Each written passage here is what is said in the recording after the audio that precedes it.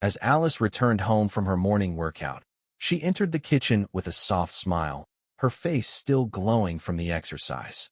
Eddie was already there, sipping his coffee at the counter, his laptop closed beside him.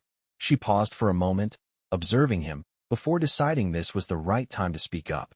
"Honey," Alice began, her voice bright, yet tinged with a hint of forced enthusiasm. "I have some news. I'm planning a short vacation next week, heading to Hawaii for 5 days." Eddie looked up at her, blinking in surprise. His hand lowered the coffee cup slightly more firmly than he intended, and his eyes met hers, his expression neutral but clearly caught off guard. "Are you serious?" he asked, his tone steady but hinting at disbelief. Alice's smile faltered for a split second. "Yes, a friend of mine from school, Camilla, recently moved to Hawaii. Remember her? She invited me to come visit. I think I could really use a break." Eddie leaned back, studying her. His gaze narrowed ever so slightly. "Why didn't you mention you were planning a trip? And why can't we go together?" Alice's expression softened as she sat down across from him. "Oh, Eddie, you know how it is.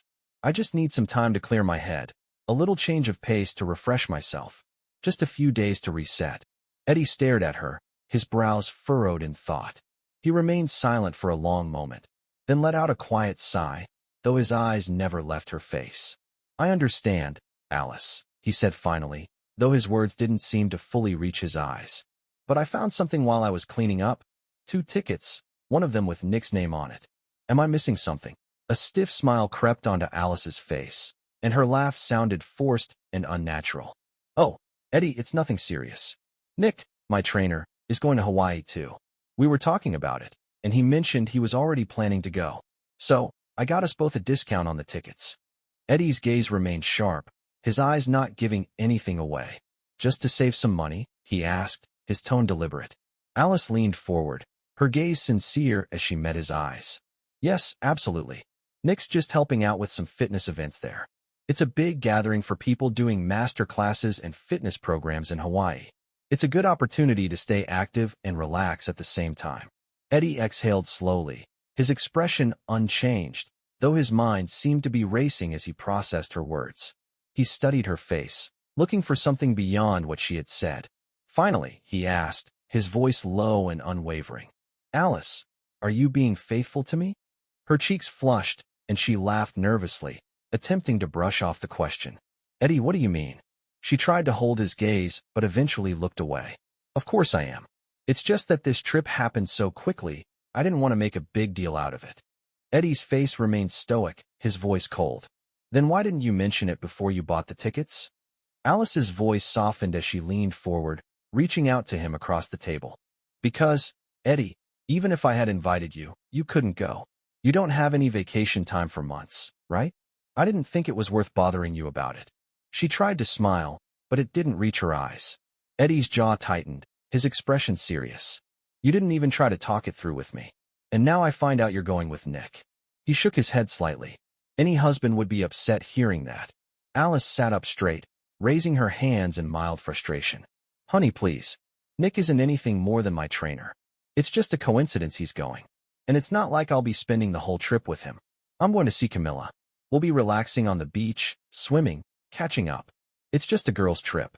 Eddie exhaled slowly, his lips pressing together as he nodded just slightly. "All right, Alice, it's your decision. You've made it, so go ahead. Do what you want." His voice was soft, but there was an unmistakable weight in his words. Alice hesitated, her voice barely above a whisper. "Darling, you're not upset, are you?" Eddie's face remained impassive as he answered curtly, "Men don't get upset." He paused, glancing at her one last time before standing up. "I've got to head to the auto repair shop," he added, grabbing his jacket. "Brake pads need replacing." Without another word, Eddie left, his footsteps echoing as they faded down the hall. Once outside, Eddie climbed into his car, his mind racing. After dropping off his car at the repair shop, he parked a few blocks away near a small cafe. His old friend Justin was already waiting for him, sitting casually with a slight grin on his face as he waved Eddie over. "Eddie, long time no see. How's life been treating you?" Justin greeted him, but Eddie didn't waste time with small talk. "Justin," he began, his voice serious, "I need you to tell me what you found out about Alice and her trainer." Let me know if you need any further changes or adjustments. Justin's smile slowly disappeared as he took a deep breath, leaning back in his chair. Listen, Eddie, he said. It's only been 2 weeks since you asked me to look into this. I've gathered some information, but it may not be enough for you just yet. Eddie's face grew serious as he absorbed the words, but Justin didn't pause. This guy, Nick, he's a fitness trainer, decent enough at his job. There was, however, a scandal involving one of his clients. It was swept under the rug to protect his reputation, but it stirred up some controversy for a while. Go on, Eddie urged, his voice quiet. I followed them both, Justin continued. They only seemed to meet at the gym, but I managed to snap a couple of photos of them saying their goodbyes after workouts. He pulled several photos from a folder and slid them across the table. Take a look. Eddie studied the pictures closely. Nick was leaning toward Alice, his hand resting on her shoulder, before it drifted lower, lightly grazing her lower back. Alice leaned in, smiling, and Nick kissed her on the cheek, just a little too close to her mouth. Look at his hand, Justin pointed out, his voice calm. It seems innocent, but that hand placement, it's suggestive. Eddie's jaw tightened as he scrutinized each photo. Something inside him twisted uncomfortably. He raised his gaze to meet Justin's, his voice steady but filled with tension. What else? Justin nodded. I spent time watching them in the gym as well. Nick seemed professional, at least on the surface.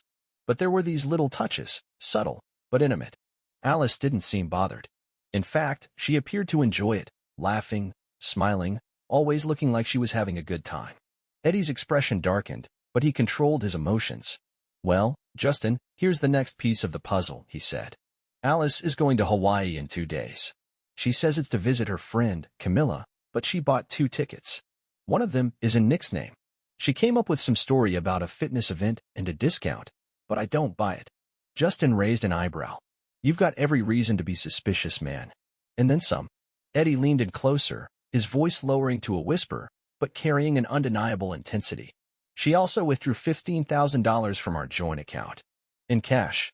Justin's eyes widened in disbelief. $15,000?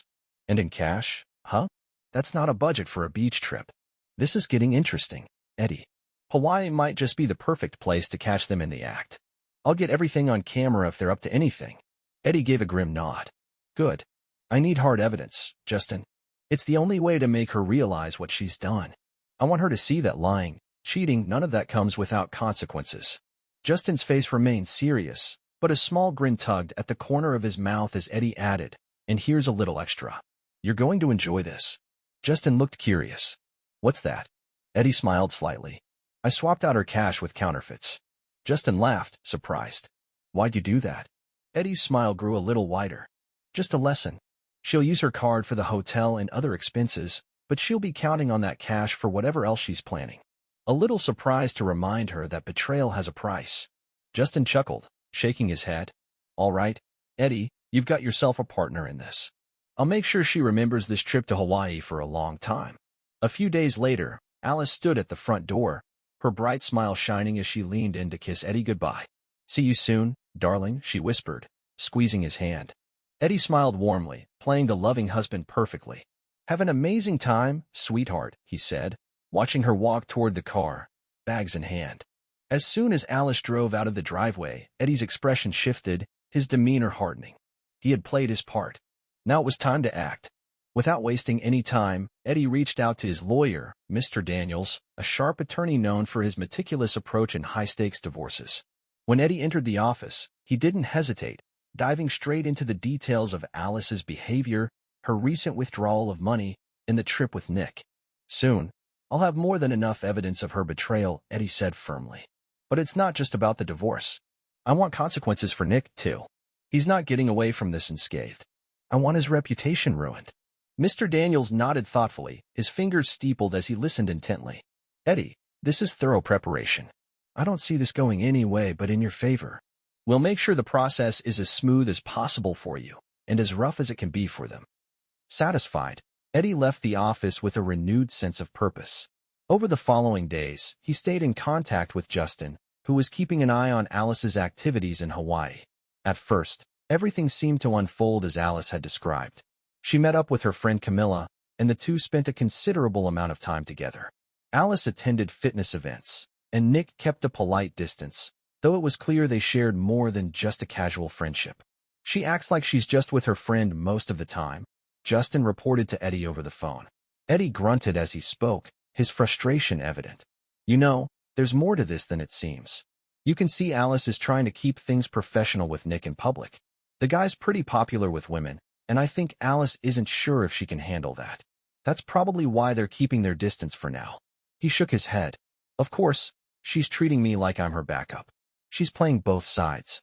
By the fourth day, Justin's update brought a more troubling revelation. I've got some photos and videos you should see, Justin said. This afternoon, Alice and Nick couldn't keep their hands off each other in the pool. Hugs, kisses, the whole deal. Afterward, Nick went to her room following dinner. He stayed there all night. Eddie's stomach churned as he imagined the scene, the bitter sting of betrayal creeping in, despite the fact that he had been preparing for it. He thanked Justin, instructing him to continue the surveillance until the trip concluded. He wanted every scrap of information, every last piece of evidence. As he hung up, Eddie began packing his things methodically, one box at a time. Later, Eddie accessed their joint account and withdrew the remaining balance. He had planned each step meticulously, and now it was all coming together. The next morning, Eddie's phone rang. It was Alice, her voice unusually solemn. Honey, I've got some bad news, she began, her tone soft and dramatic. Camilla had an accident. She slipped by the pool and really hurt her ankle. I can't leave her like this, so I'll be staying a few extra days to help her out. Eddie forced a warm tone, even though he was grinding his teeth. Of course, Alice. I understand. You would never leave Camilla in a situation like that. Take all the time you need. Alice let out a sigh of relief. Thank you, Eddie. I knew you'd understand. You're the best. Once the call ended, Eddie sat quietly, a wry smile creeping onto his face. He knew she was lying. That story about Camilla's injury might have fooled someone else, but not him. Just as Eddie was reflecting on this, his phone buzzed again. It was Justin. Eddie, Justin said bluntly. I saw Alice and Nick together this morning, planning something. They were talking about renting a yacht for the next few days for some uninterrupted fun. Eddie frowned. Alice told me that Camilla hurt her ankle. Justin responded quickly. She's been spending all her time with Nick, and Camilla hasn't been around. Eddie suppressed a bitter laugh, but kept it in check. Thanks, Justin. That's all I needed. You can wrap it up now. I've made my decision, and you can head back. All right, man, Justin said, relieved. Eddie ended the call and dialed his lawyer, Mr. Daniels. He briefed him on the latest developments and handed over all the materials Justin had gathered, photos, videos, and even recordings of Alice's plans with Nick. Mr. Daniels reviewed the evidence and nodded approvingly. These are solid, Eddie. The divorce papers will be ready by tomorrow. We'll also be able to take action against Nick professionally. He won't have many clients after we're done with him. Eddie felt a surge of satisfaction and thanked his lawyer. But the day still held one last surprise. Later that evening, his phone rang again. It was Justin. You're going to love this, Justin said, excitement in his voice. I was about to finish up when I saw Alice and Nick walking into one of those high-end boutiques. She was buying him something expensive. And here's the kicker. She tried to pay with that counterfeit cash you swapped. The staff noticed right away, and it turned into a scene. They brought in the manager, and then the police got involved. Alice was totally humiliated. Eddie chuckled, barely holding back his laughter. You've got to be kidding me. Nope, Justin replied. It was a whole ordeal. Nick got nervous when the cops showed up. Eddie's chuckle turned into a full laugh. That's what they get. Let them squirm for a change. As he hung up, Eddie couldn't help but feel a sense of justice settle over him. Everything was falling into place just as he had hoped. When Alice returned home a few days later, the tension and frustration from her vacation were evident on her face.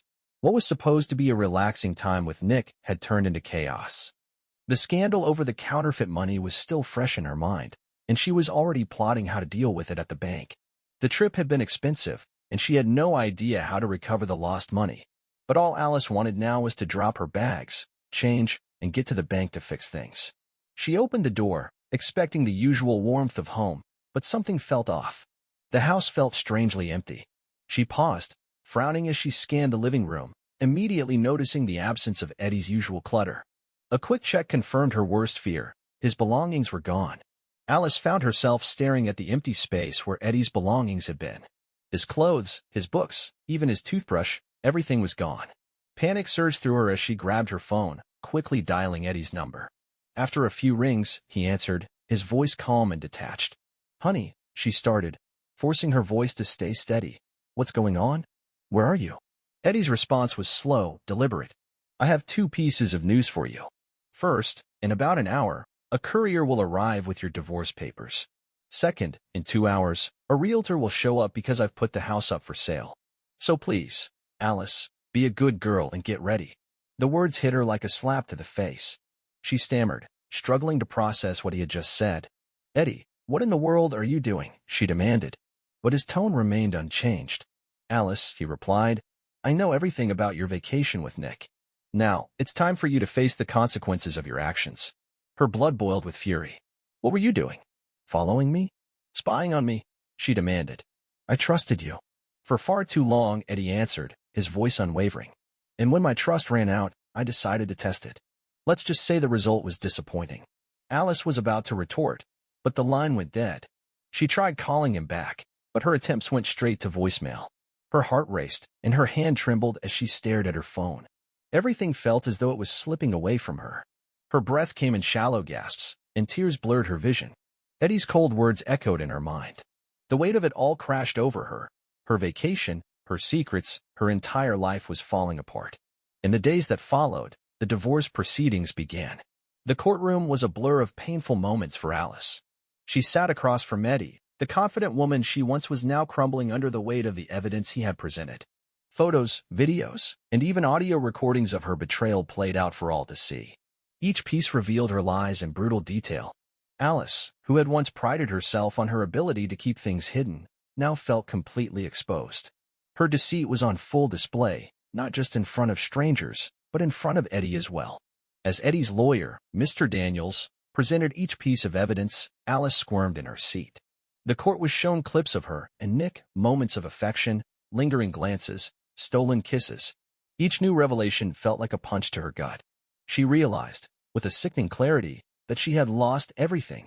She had not only lost Eddie, but also the respect of others, including her own self-respect. Once the initial shock wore off, Alice's thoughts turned to another pressing issue, the counterfeit money. The $15,000 in fake bills was still hanging over her head. She couldn't shake the thought that Nick might have set her up, though she had no way of proving it. But whatever the truth, Nick had completely cut off contact, leaving her with nothing but questions. The last she'd heard, Nick's reputation had taken a huge hit. He had been forced to resign from his position at the fitness club due to accusations of exploiting his role. Eddie and his lawyer had pursued complaints against him, reaching out to every sports association they could find, accusing Nick of using his profession for personal gain. With his career in ruins, Nick had been left with no options and had returned to Eastern Europe, trying to rebuild his life from scratch. When the judge finally ruled in Eddie's favor, awarding him the majority of their shared assets, Alice sat motionless, her mind numb. The house was already on the market, and her share was barely a fraction of what it had once been. Eddie had won, and she had lost completely. He had taken everything, her home, her reputation, and even her lover. As Eddie walked out of the courtroom, a strange feeling of bittersweet satisfaction washed over him. The betrayal had hurt him deeply, but now, with a portion of their savings in hand, he could finally begin to move on. The victory, though, felt hollow. The woman he had loved was gone, replaced by someone he hardly recognized. The memories of their past, their love, were now tainted, difficult to erase.